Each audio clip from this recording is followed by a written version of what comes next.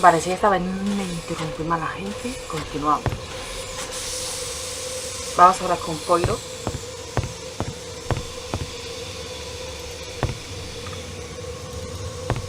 Porque ya tenemos, supongo que ya tenemos todas las respuestas. ¿Se supone?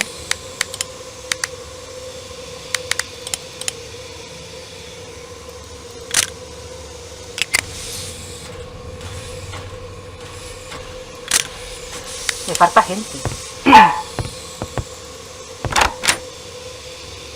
No sé quién. Ah, your return. So is there more to report to me, mademoiselle? A ver si lo tengo todo. And that is We progress, mademoiselle. Let us see what we can learn. Countess Adrenyi's maiden name is Gilbert. Not a very Hungarian name, that. Her accent is more American than Hungarian. Barnaby confirms Colonel Arbuthnot served with Colonel Armstrong. We, the Royal Northumberland Fusiliers, a regiment most distinguished. Barnaby has discovered that the last name of the Armstrong cook was Schmidt. All of her ladies have said that she was a wonderful cook. Pierre Michel has no family. Never married, parents dead, his sister, her husband, and a niece dead in the car crash. Oh, this is enough to explain the sadness that haunts him, and yet he carries the happy family photograph with him, a wife and a child. The nursemaid's full name was Suzanne Ferrier. French. Yet no apparent connection to any of the others involved in the case. Ah, well, not every clue will lead somewhere. Cyrus Hardman has worked for McNeil's for almost 15 years. I wonder. The father of Linda Arden's children was named Gilbert. No marriage, just children. Ah, the smart set is often not so smart, I think. Merci, mademoiselle. Unfortunately, the report, it is not yet complete. We are now armed with much more additional knowledge than before. Continue the investigation, and do not be afraid to go over the ground you have already covered. Vamos, que vaya a traer... Buscando... Madre mía, me voy a morir aquí en el proceso. A ver si me falta. Ah, vale. I understand very well. I thought you would know what it is like. I am the hardest working employee in the office, yet I remain at the lowest wages. And I've worried more than once how my employer, Monsieur Booth, will react when he learns of the avalanche, Monsieur Poirot's accident, the murder. I'm not to blame, but somehow you will be blamed. It's not fair. It's just the way things are. Es que había cortado y como no me acordaba lo que había hecho, pues me he ido a Poirot. You could have helped the investigation. How? Is it possible, Mademoiselle Debenham? Call me Mary, please. Mary, is it possible you did not recognize Countess Andrenyi? Recognize her? From the society pages, you mean? She is Helena Gilbert, the young sister whom you taught in New York. Helena. It is true she reminded me of someone. It puzzled me. But she looks so different now. So elegant. How could I connect her with a little American schoolgirl? I admit I looked more closely at her clothes than her face, and I had my own preoccupations. Not now, when it's all over, when it's behind us. Antoinette, those words refer to a private matter of my own. I can't tell you. I can't. Au revoir, Mademoiselle Debenham. ¿Ahora sí?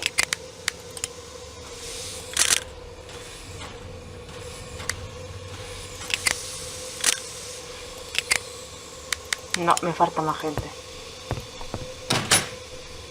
¿Quién me falta, tío?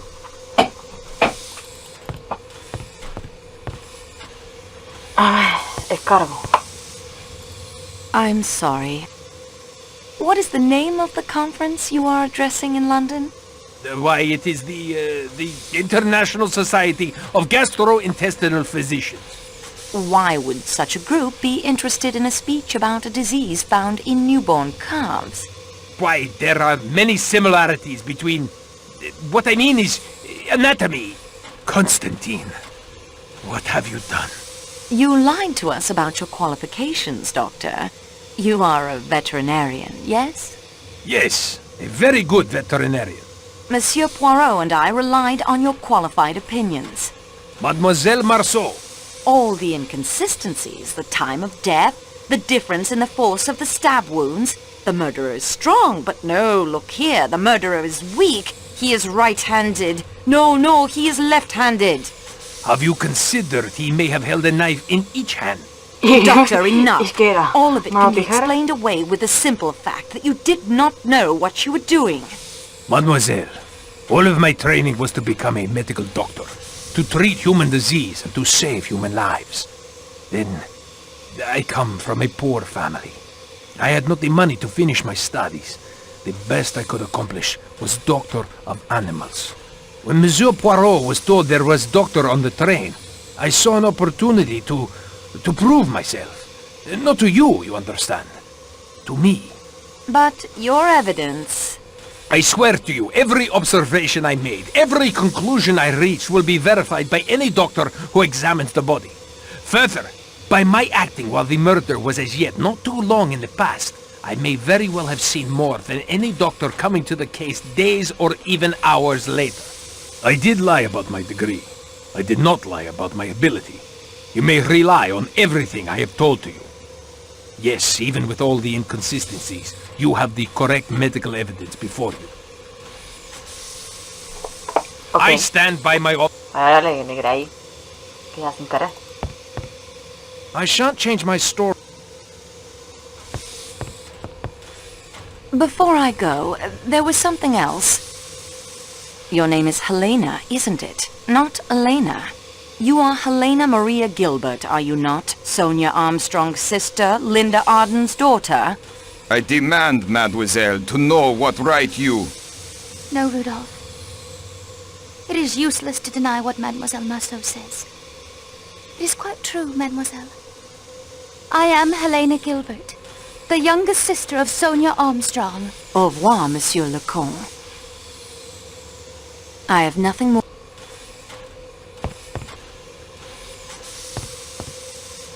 When will that plow free us? I must get off this mountain.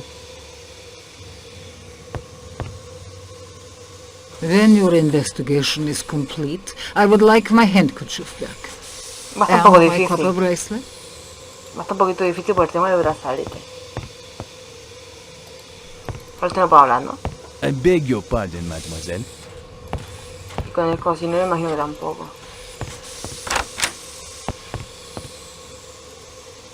Do not dis... Pues yo creo que ya sí. Vale. Ya hemos hecho todo.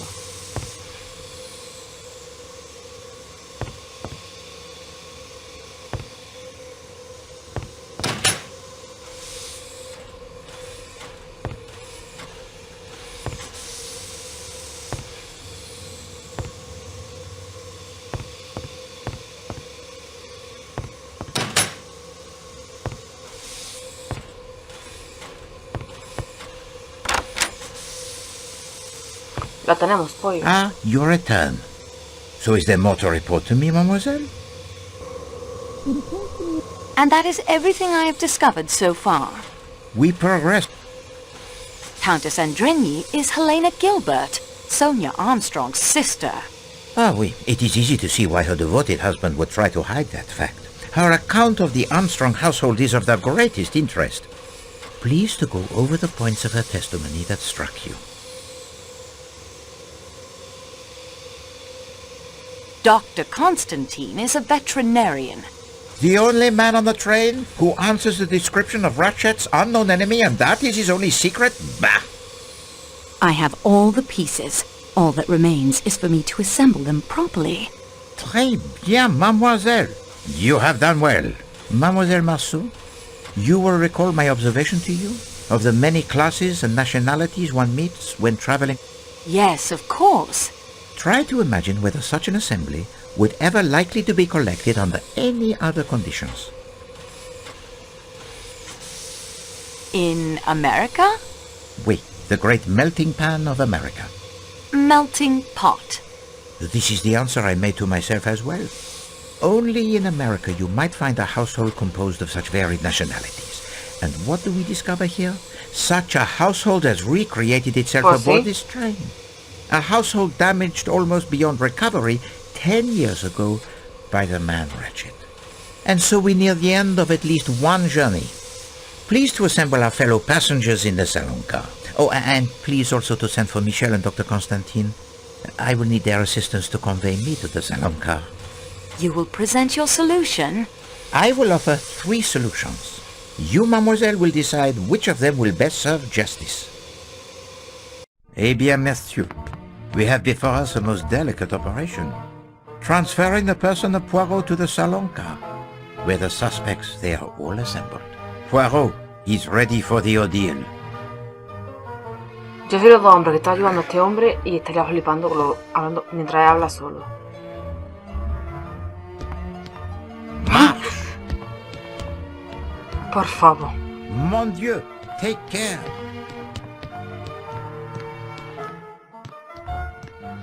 Beware of Greeks bearing gifts.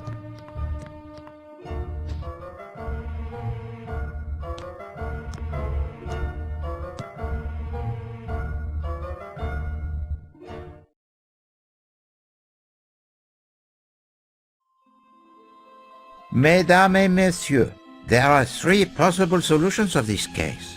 There is the solution concocted for the benefit of the Yugoslavian police, who were expected to take up the investigation. A little play that was then embellished with several improvisations. When I, Hercule Poirot, unexpectedly appeared on the stage. Then there is a solution that reveals the most careful plotting of a truly brilliant mastermind.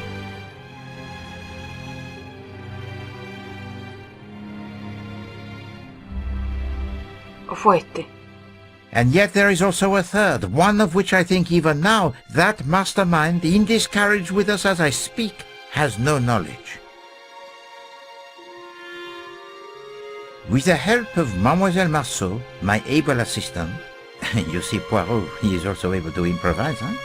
I shall put all 3 solutions before you, and I shall ask Mademoiselle Marceau and the eminent Dr. Constantine here to judge which solution is the right one. Mademoiselle, are you ready to proceed? Oui, monsieur. Eh bien, we commence. Monsieur Ratchet had received the threats from an unknown enemy. Mademoiselle Marceau?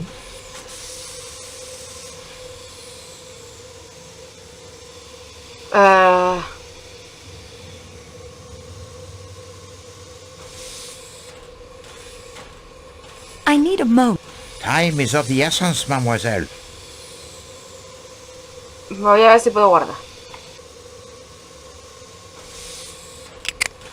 Vale, he guardado por si me equivoco, pero creo que es la carta amenazadora.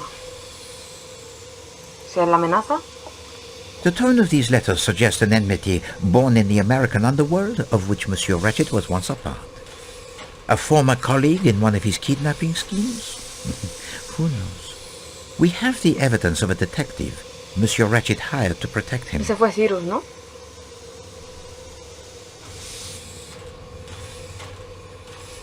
The detective is Cyrus Hardman, posing as a salesman of typewriter ribbons.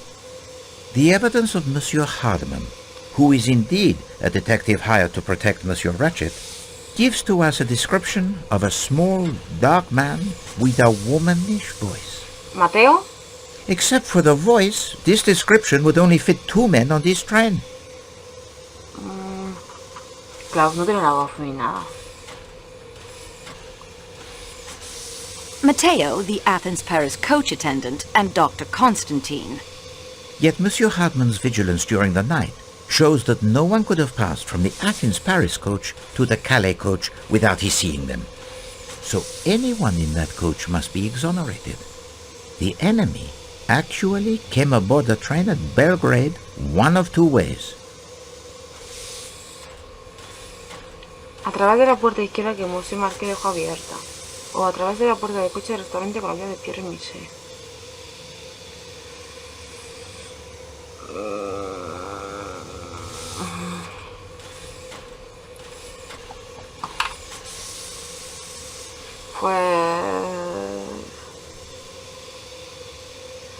través de la puerta izquierda que Monsieur Marquet dejó abierta. Monsieur Marquet.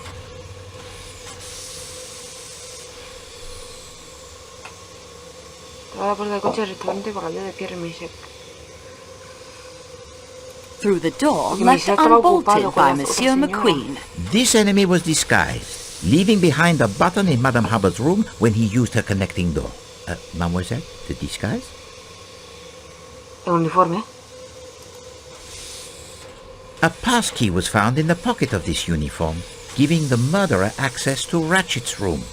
Ratchet was under the influence of a dose of his sleeping draught, light enough to wake him, but strong enough to prevent him from struggling as the killer left through the connecting door. Era administrado, ¿no?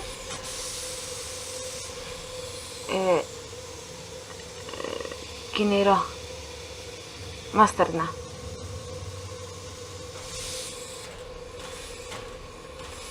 Masterman confirmed the dosage of the sleeping draught. Oui, he did. Well, the murder weapon is obvious. El Mademoiselle? estilete, que tiene sangre. It is a stiletto, the type of knife carried by the criminal type in America called the mafiosi. The killer planned to leave the train at the next station after committing his crime. Show to them the evidence supporting this, mademoiselle. La carta rota. Si no me recuerdo. Exact. The avalanche prevented him from reaching Broad. Even so, he went through with the crime and then hid himself. El asesino se ocultó en el compartimento este que estaba vacío, ese, en la caja esa. The killer hid in an empty room in the Athens-Paris coach. At first, in the Athens-Paris coach, and then later it is in the hut, Mademoiselle found the uniform and the stiletto. But the killer had fled. He may have escaped down the mountain, or he may have come to his just reward somewhere out there in the snow. I think you will agree that we had followed the trail as easily as if we were tracking the footprints in the snow. Well, it is plausible. It certainly fits the most obvious set of facts. I applaud the mastermind who hides behind such an innocent face. The second solution asked more of the little Gressels, not only of Poirot, but those of Mademoiselle Marceau and Dr. Constantine as well. It was hidden most carefully. The unlikely accident of a means of communicating with the outside world, a part filled most ably by my dear friend Barnaby, made the truth, or at least part of it, easier to uncover. But I flatter myself that enough clues were found right here on this train that such communications were almost always but collaborations of conclusions that I had already reached. So, mademoiselle, we will begin again. First, I will speak to you of time. When did Monsieur Ratchet meet his end? I suspect Mademoiselle Marceau has the theory. De la mañana. A la 1:15. Aquí 40 de la noche, justo antes de las 12. A la 1:15 de la madrugada. 1:15 a.m. The watch was broken during the attack, and Madame Hubbard heard the killer in her compartment only moments later. Let us examine each possibility in turn. 10:40 p.m. or earlier? No, I think not. Mademoiselle Olsen spoke to Ratchet from the doorway at 10:40 p.m., but she never went inside. It conjures the image most bizarre of her throwing a knife at him 12 times from the doorway. And how does she retrieve it? Is there string attached to the handle? No. No, that is a solution of a most lurid sort. 12:37 a.m.? A more interesting possibility. Monsieur McQueen states that Ratchet spoke no languages other than English, and yet the voice answered Michel in French. Still, I think this was simply a performance for the benefit of Poirot. One of the little improvisations. I was meant to see through it and say, no. Monsieur Ratchet, he was already dead by 12:37. He could not have cried out. The broken watch said 1:15. Oui, it did. And it fits with the time of Madame Hubbard's visitor. Now I digress for the reminiscence. I observed to Mademoiselle Marceau that one meets many classes and nationalities when traveling aboard the express. I asked her to imagine whether such an assembly would ever likely to be collected under any other conditions. En Estados Unidos. And mademoiselle, what was your reply? In America. C'est ça. Only in America will you find a household composed of so many nationalities. Look about you. As our investigation progressed, it became clear that 9 passengers on this train are connected in some way to the Armstrong kidnapping. Who have we connected to that case, mademoiselle?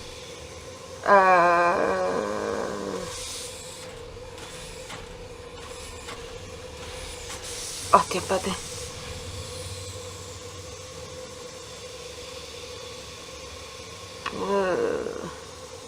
Al coronel Augusto, a Mary Delphi, a la princesa.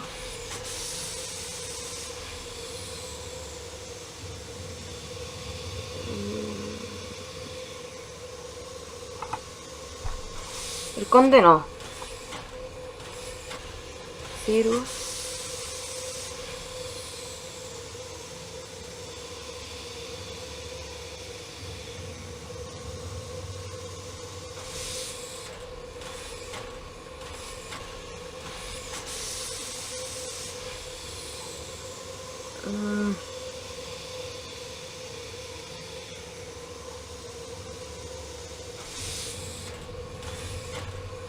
A la condesa. A la condesa sí, ¿no? Countess Andrenyi. Al conde no. Al coronel también lo hemos mencionado muchas veces. Colonel Arbuthnot. A Cyrus. Cyrus Hardman. No, mademoiselle. Try again, please. ¿No? Vale, no, a Cyrus no. Pues lo hemos nombrado también muchas veces. Princess Dragomirov. Antonio Foscarelli.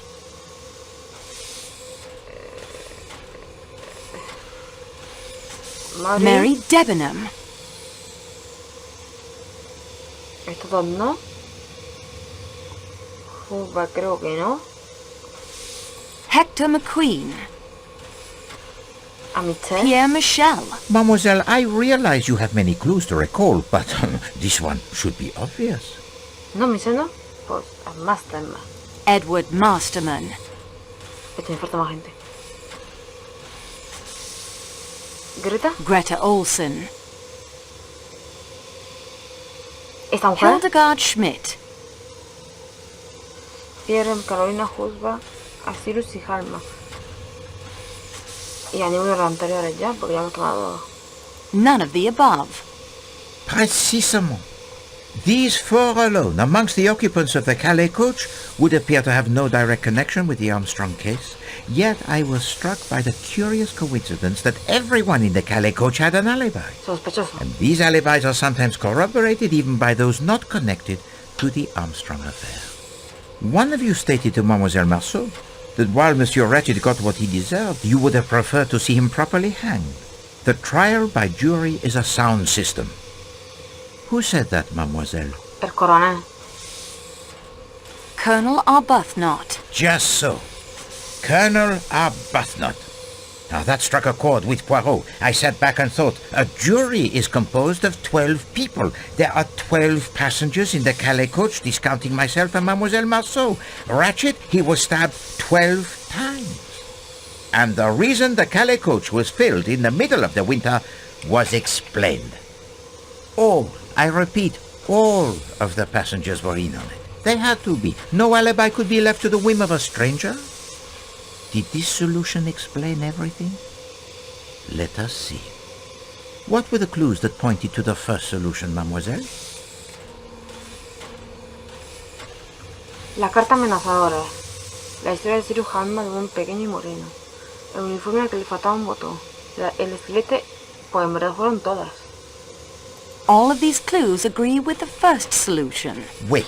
And now, of course, my attention focused on Monsieur Hardman, for he, the apparent outsider, had provided a key element in this artificial solution of an unknown enemy.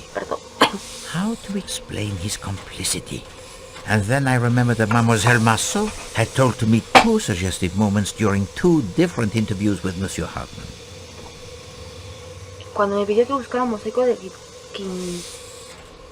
Kuntaya.